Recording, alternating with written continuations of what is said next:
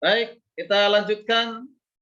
Apa yang menjadi tujuan Tuhan menciptakan malaikat? Ya, Tuhan menciptakan malaikat. Sekaligus juga, apakah Tuhan juga menciptakan malaikat yang disebut dengan malaikat yang jahat?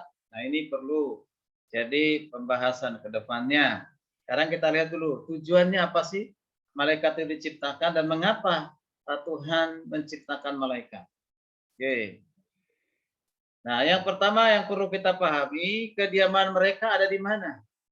Ada di sorga.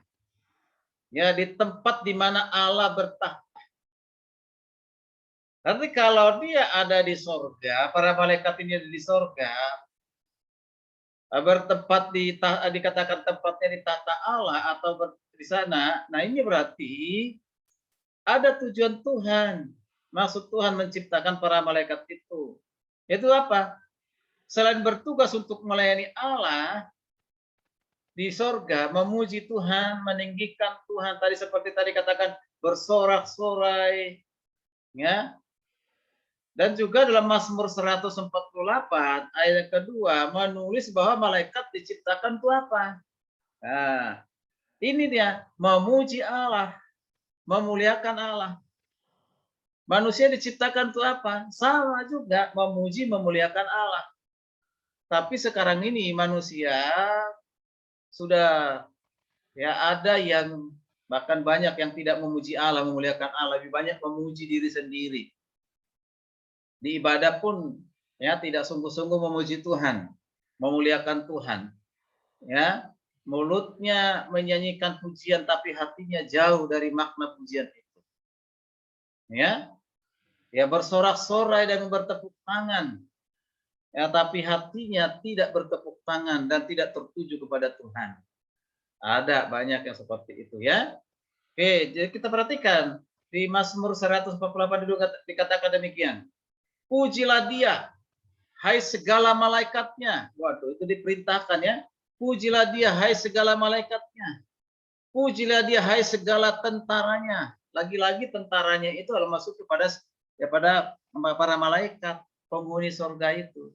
Jadi kalau kita katakan apa tujuan malaikat diciptakan selain melayani, yaitu adalah memuji-muji Tuhan, memuliakan nama Tuhan. Jadi Tuhan itu senang dipuji, ditinggikan, diagungkan, ya, senang dipuji. Dan Tuhan menanti puji-pujian dari malaikat, juga menanti puji-pujian dari manusia, ya, ya manusia, dari kita orang-orang percaya kepadanya, ya. Jadi Tuhan itu senang dipuji, ya. Bukan berarti kalau manusia dan malaikat memuji Tuhan, ya, jadi seolah-olah itu menentukan Tuhan itu eh, bergembira, bersenang hanya karena pujian, tidak. Tanpa itu pun Tuhan tetap dalam sifat-sifat yang Dia miliki, ya, Maha Kasih, Maha Baik, ya, tetap. Ya, jangan sampai pikir ketika manusia atau malaikat memuji-muji Tuhan, ya, maka Tuhan itu seolah-olah apa namanya terpengaruh dengan hal itu, membuat Tuhan itu bisa punya belas kasihan kepada yang memujinya. Tidak, sifat belas kasihan itu sudah ada pada Tuhan sekalipun tidak dipuji, ya kan gitu. Oke. Nah, jangan begini. Ada orang mengatakan begini, sebenarnya Tuhan itu harus bersyukur kepada manusia. Pernah nggak dengar begitu? Saya pernah dengar begitu. Ada orang, Tuhan itu seharusnya bersyukur kepada manusia. Manusia itu ada, sekalipun manusia diciptakan. Mengapa? Coba manusia nggak ada. Siapa yang memuji dia? Siapa menyembahnya? Kalau manusia tidak ada. Maka Tuhan itu harus bersyukur, berterima kasih kepada manusia. Nah, ini ajaran yang keliru seperti ini kan. Tanpa manusia pun ada yang memuji Tuhan. Siapa? Malaikat. Karena malaikat itu sudah ada sebelum manusia ada. Nah, ini pemahaman yang dangkal sekali tentang firman Tuhan ya. Oke, jadi kita perhatikan ya, dikatakan tadi yang sudah dikatakan serafim tadi ya, yang mengelilingi tahta Allah, mereka terus-menerus tidak pernah berhenti memuji Tuhan.